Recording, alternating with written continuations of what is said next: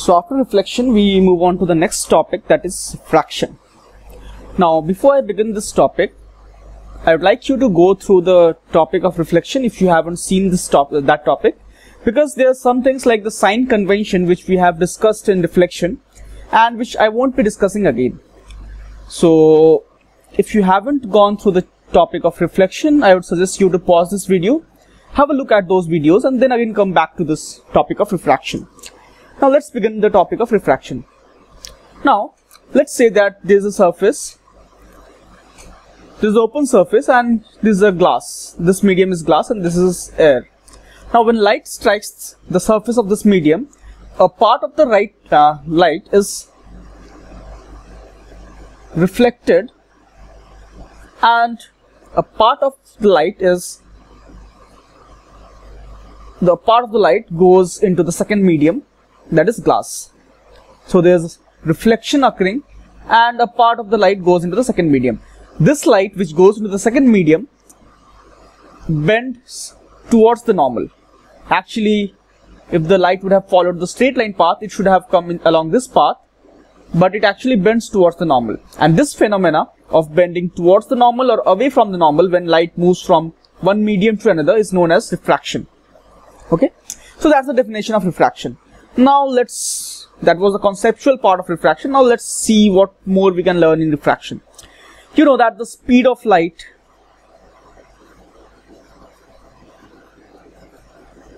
in vacuum is how much? Is approximately 3 into 10 to the power 8 meter per second, and we denote the speed as c. Speed of light in air is also assumed to be roughly around this only. Now when light moves from one medium to another, its speed also changes, and the absolute refractive index of that medium, let's say I am defining the absolute refractive index of glass, so I'll write it as mu g, is defined as the speed of light in vacuum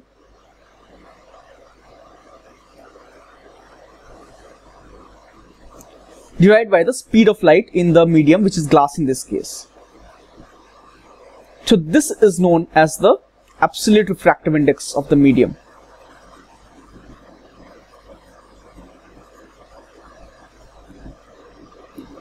So when light moves from vacuum to some medium, the speed changes, and we define the absolute refractive index of this medium, second medium, this is vacuum, as the speed of light in vacuum divided by the speed of light in medium. Now generally in all practical cases, what happens is speed of light is maximum in vacuum, generally, and that's the reason why this is always greater than 1. The absolute refractive index of any medium is generally found to be greater than 1 because speed of the light is maximum in vacuum. This I can also write as c by v of the medium, where c is the speed of light in vacuum. Now these are rare cases when light will move from vacuum to some medium or some medium to vacuum. In generally what happens is you have two medium, let's say here you have water and here you have glass. In this, vacuum doesn't come into picture. In this case also refraction or refraction will occur. Refraction and reflection both will occur. So in this case also we need to define some mu.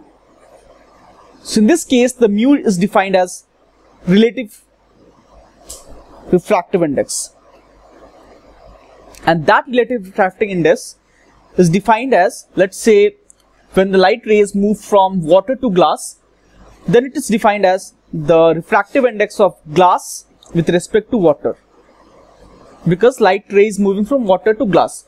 In other words, I define relative refractive index as mu of the refractive medium divided by mu of the incident medium.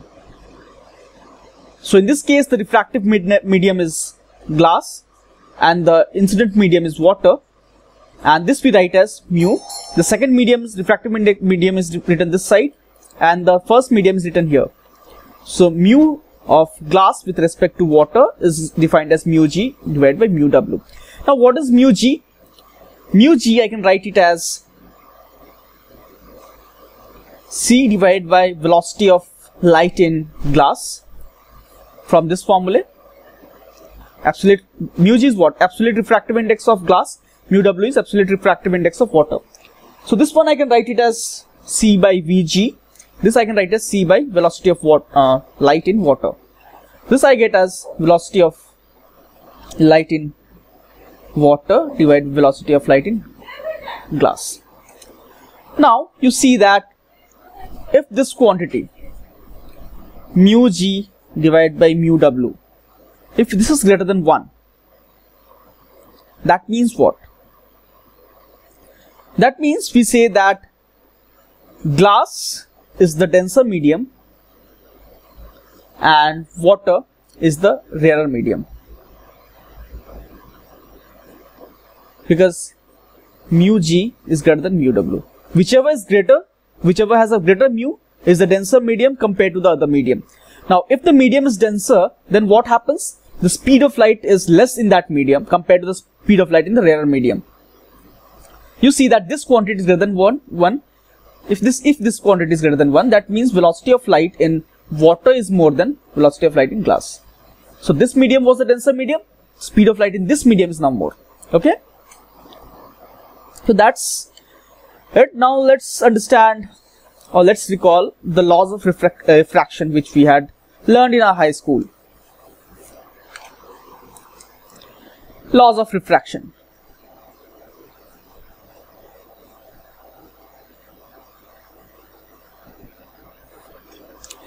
Okay. Now the first very obvious law is that if there is two medium and there's an incident ray, a part of it gets reflected, a part of it gets refracted. The first law says that the reflected ray, the normal, incident ray and the refracted ray all lie in the same plane.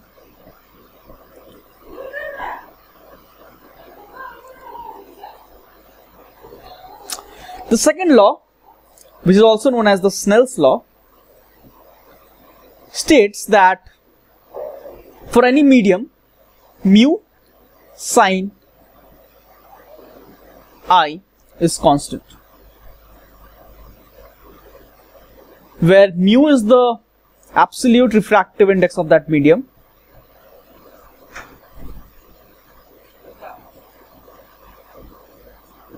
and this here I is the angle which the ray makes with the normal.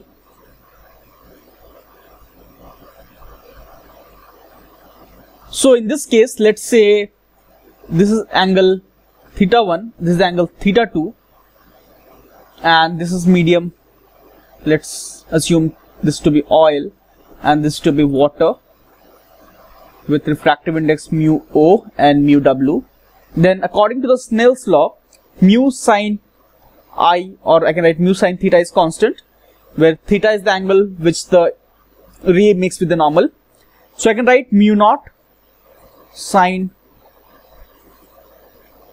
theta 1 is equal to mu W sine theta 2. So what is this constant? This constant is actually equal to, if I write this sine theta 1 by sine theta 2, this constant is actually equal to mu W by mu naught. In other words, I could also state the Snell's law as the ratio of the sine of angle of incidence divided by sine of angle of refraction is equal to the relative refractive index. So what is the relative refractive index? Remember I said the relative refractive index I measure as mu of the refracted divided by mu of the incident, or this is the refractive index of water with respect to oil, or mu W by mu O. So Snell's law, in other words, can be written as this ratio of sine of angle of incidence to the sine of angle of refraction is equal to the relative refractive index of the refractive medium with respect to the first medium. So this is Snell's law. Now let's prove Snell's law, because without proof I shouldn't assume anything. Now, to prove Snell's law, there's a very interesting